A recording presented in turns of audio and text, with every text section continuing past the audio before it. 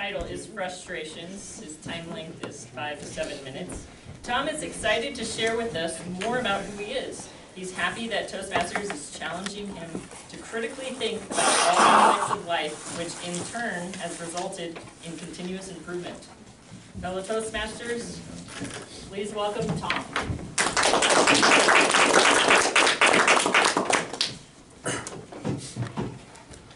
Who here loves group projects? Good!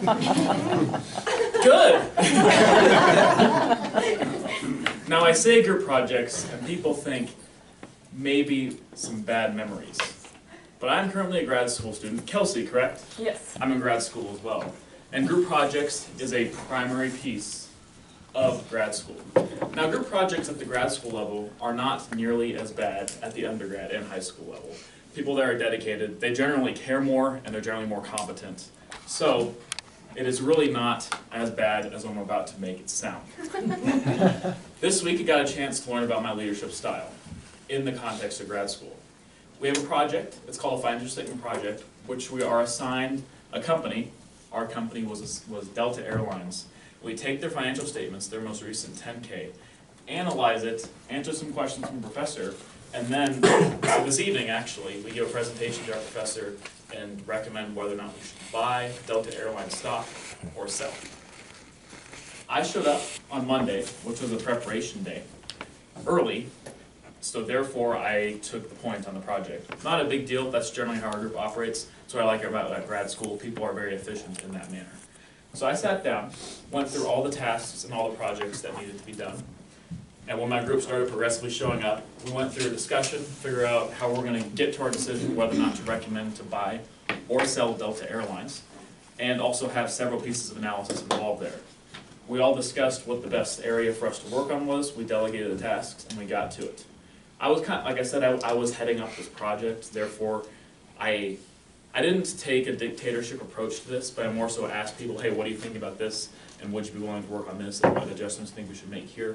And therefore we went about our own ways and delegated the tasks. About halfway through our analysis, and each individual person's analysis, one of my group members, Jim, asked me a question regarding his analysis. No problem asking questions, I'm happy to help people understand it a bit better. However, the question kind of frustrated me because the way he asked the question was more so asking me to do the project for him. So I responded in a way, at first was very calm and assertive, but it got worse. I'm going to tell you exactly how he asked it.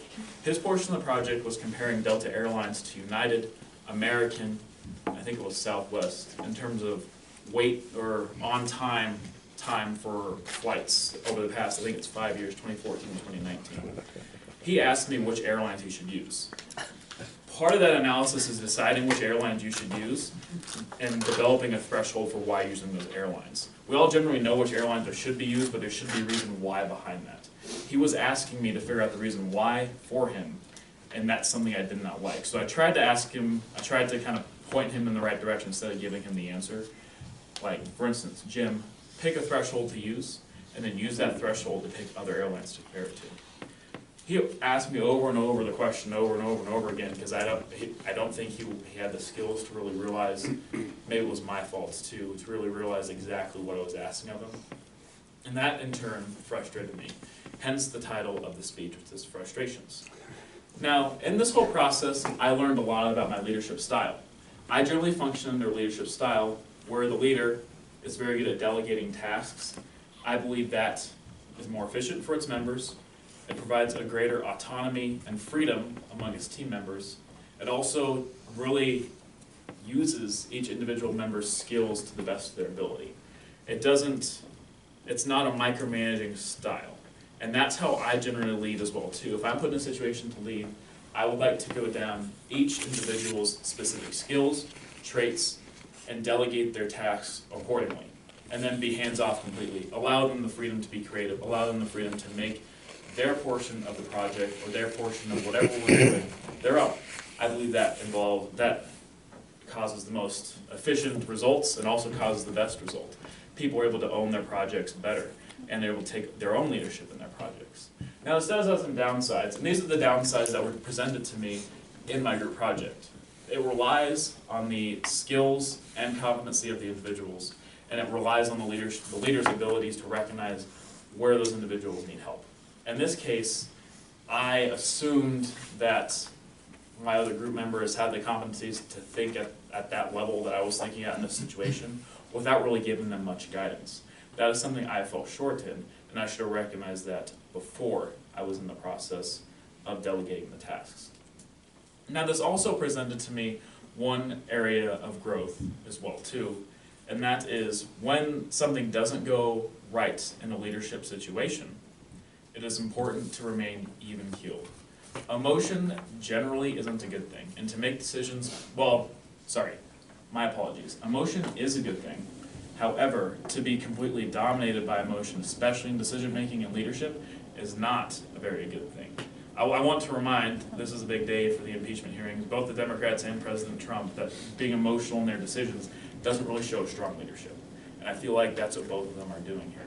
Not to get political, I want to say even on both sides. The point is leadership has room for emotion in terms of empathy. However, in this case, letting emotion drive your decisions and ultimately how your group sees you is not a strong leadership trait. So from this specific instance, specific scenario, I learned a leadership style which is very effective, and also, which is the style of delegating tasks, which in my opinion is very effective and efficient, and also learn where this can fall short and where I can fall short as well too. I need to really focus on specifically delegating the tasks to my team members and also remaining calm when things aren't going correct and being able to fix that appropriately without letting my emotion get to me and result in poor leadership traits. Thank you.